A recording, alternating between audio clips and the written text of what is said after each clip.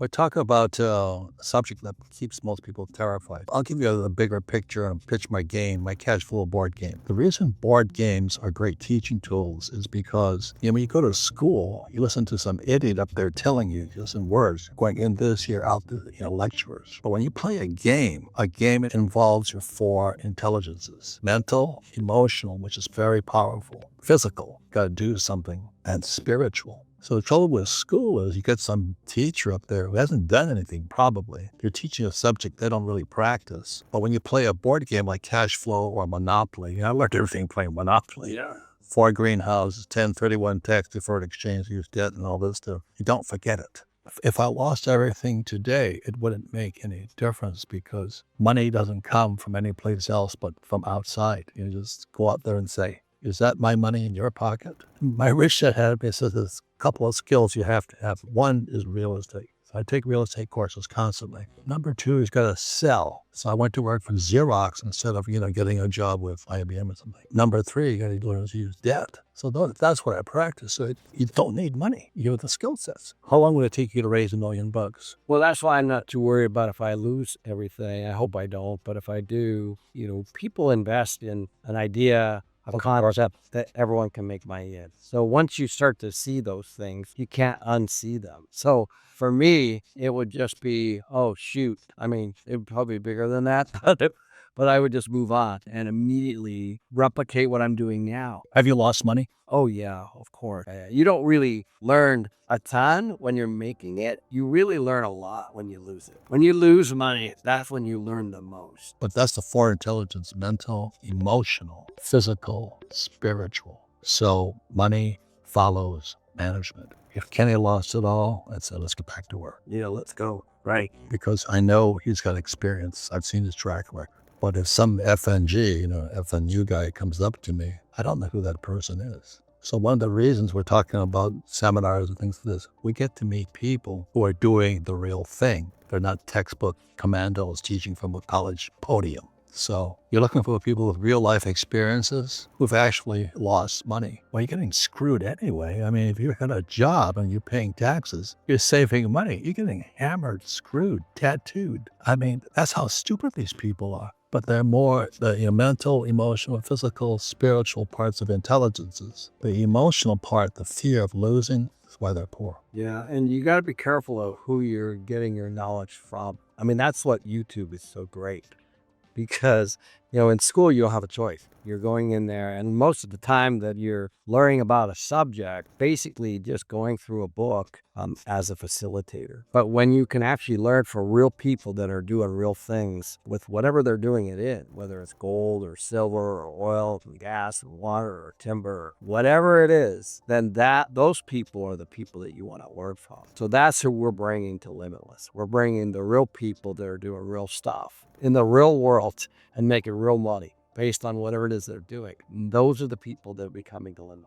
Like in 1974, I was getting out of the Marine Corps. I flew in Vietnam 6 years as a pilot. And my father, poor dad, wanted me to become an airline pilot. So I'm done, we're finished. So to keep him happy, he said, why don't you get your MBA then? I said, okay. So I go to an MBA program at the University of Hawaii at night. I'm sitting there in an accounting class. I looked down on my paper after a while. It was all blurred because I was drooling on it. This guy was so boring. And so I asked him a couple of questions. I said, well, how do I not pay my taxes? How do I use debt? He's just out of debt. His emotional, he may be academically smart and he may know accounting textbooks, but not real life. So that was the end of that was the last time I went to school. It was an MBA program. When that accounting teacher couldn't answer me questions. How do I use debt to get rich? How do I not pay taxes? He had not a clue. He's what you call a preacher teacher. And he stands on a podium and preaches to kids, but he can't do anything in real life. And I fell into this as a young man. I immediately after college wanted to go try to get a job like a lot of us. And I turned my money over to a wealth manager like a lot of us do because I didn't know how to invest it. And then I had some guy doing my taxes. What I realized is that the wealth manager was just a salesperson for an insurance company. And the person that I gave my taxes to was just somebody who processed the paperwork, which I could have done. But neither of them were actually trying to figure out how to grow my wealth. Not all. All they were doing were basically commission salespeople. And so once I realized that you can actually make different choices on the way you invest, and you can find real tax people that are actually trying to legally walk you through the tax system the right way, then you don't have to necessarily make more. You actually just need to keep more legally as a result of using the tax system legally. So let me go back into exactly what Kenny's saying. 74 is the same year ERISA was passed. ERISA is Employer Income Security Act. The moment the government says it, that you're going to lose your money. That's all it meant. ERISA became the 401k. So I'm getting out of the Marine Corps. All these people are joining the, like Charles Schwab and all those other companies, become financial planners. So I went to one of those meetings. I would say 60% were school teachers. And they're like my poor dad. I said,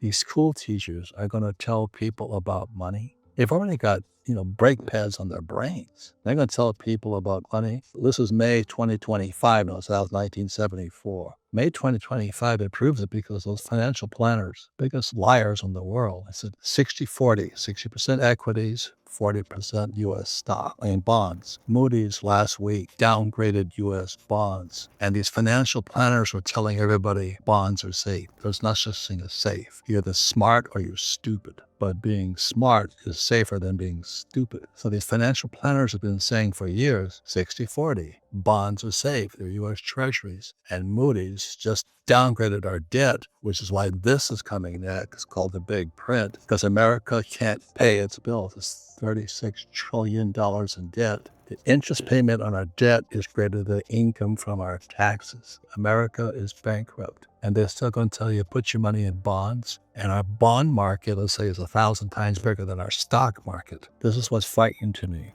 If the stock market crashes, it's called recession. The bond market crashes, it's called depression.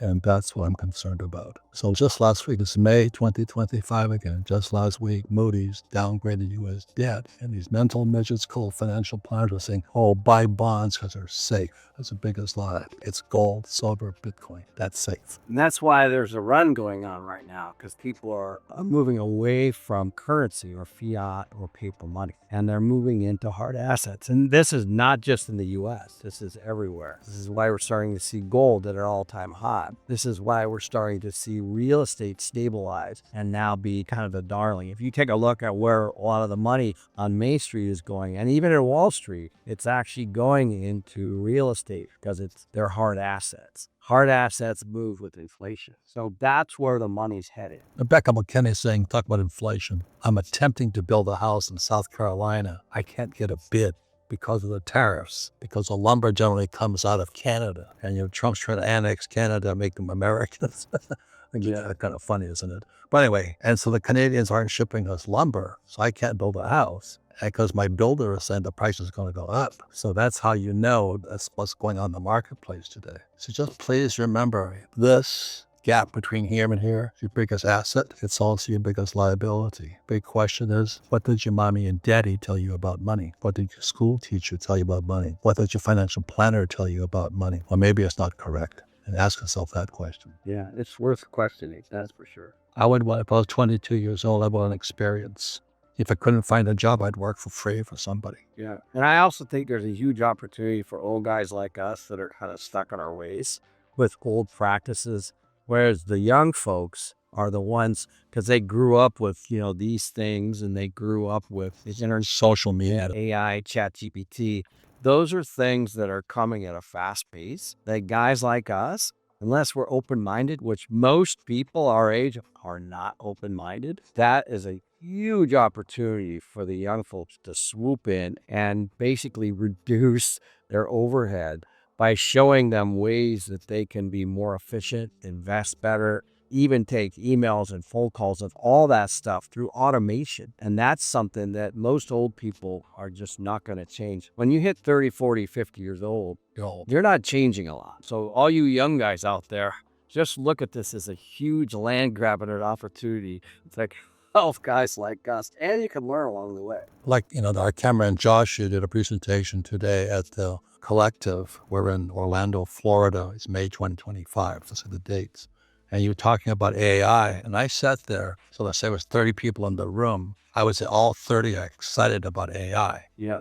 Because all 30 of the room are going to get richer because of AI. Correct. And so I asked the questions, but what about the people who don't know how to get rich? They're going to lose their jobs. Right. So as many people as AI makes richer, like Kenny and myself, it's going to make people lose their jobs left and right.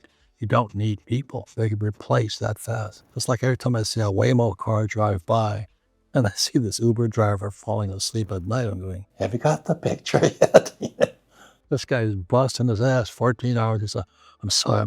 This is only for I feed the kids and all this stuff. I mean, the other day, I met Robert for dinner, and he took a Waymo, and it was raining, and we were in Phoenix. And he's like, the craziest thing happened. I go, what was that? He goes, it was raining, and there's no windshield wipers. I'm like, there's no windshield wipers in a Waymo because there's nobody driving it, and you don't need windshield wipers. So that's where things are headed. And I met this young guy. I said, what do you do for a living? He says, I'm an entrepreneur. I said, what do you do for a living? He says, I'm an Uber driver. I said, you're not an entrepreneur. But in his mind, he's an entrepreneur because he's self-employed. But that's about all he knows. He doesn't know anything about debt, taxes, teamwork, business, the economy, nothing. But he's a smart-looking kid. There's this YouTube video of these two young, really beautiful women. How far do you go if you're traveling at 70 miles an hour? How far do you go in an hour? They couldn't figure it out. Just like years ago, the old guys, there was a guy named Jay Leno. He used to do this thing called jaywalking. So he'd go and interview the man on the street. He stops this really pretty young lady. He goes, let me just ask you this. He says, how many stars on that flag up there? And they looked up there. The girl says, I don't know. You have to hold it still so I can count them. She didn't know there's 50 stars. I mean, that ain't that hard. But that's how us by Trump is firing everybody in the Department of Education. It's a criminal operation because all they're doing is stealing money, doing nothing. So the most important thing I'm encouraging, Ken's encouraging, and we practice what we preach. Again, this comes in from Europe, I come in from Africa, and we're still studying this book. From here, we go Real Estate Guys Cruise, we go to Infinite, but we don't go there to teach, we go there to learn, right? Yeah, we are teaching there, but we're also there learning. We're sitting there listening to all the other speakers. As one of the great things about conferences is you know what you know, but we were also in the other rooms taking notes because we can always get better. And this guy, Jim Records, he was the attorney for LTCM, Long-Term Capital Management. And basically, Long-Term Capital Management was a hedge fund, and they nearly brought down the world economy. I was in Thailand in 1996 when LTCM collapsed. I think it's Canadian base, but almost brought down Thailand. So I'm talking to Jim Records. He was their attorney. He goes, wow. So a good thing is Wall Street bailed out a hedge fund. Then came the next crash, which was 2008, and the Fed bailed out Wall Street. So Records is this time asking, said, who is going to bail out the Fed? That's his question right now. And that's what this is talking about right now, the big print, because the Fed really can't do much but print more money. And that's where we're going. Yeah, and Jim's coming to Limitless. He's going to be one of the premier speakers. I'm all excited about sitting down talking to us. We're going to do a panel with you and Jim, and hopefully a couple other people that we'll mention later once we secure them as a speaker. Yeah. But most importantly, you get to hang out with people who are now seekers. This was Einstein said this. Truth belongs to the seeker. You've got to keep seeking your truth. So that's why please come to these events. I'm excited about going. It's always meet the greatest people. It's always stimulating. Yeah, it'll be a great weekend. It always is. Like today's talk on AI, and then I met this guy from Liechtenstein. And most people don't even know where Liechtenstein is, but Liechtenstein is the Switzerland for Switzerland. It's where the rich hide their money. So I was saying, well, how much would it take me to hide my money? And the average person isn't asking, what's the interest rate today? I want to find out what Liechtenstein is doing. But keep studying, keep learning.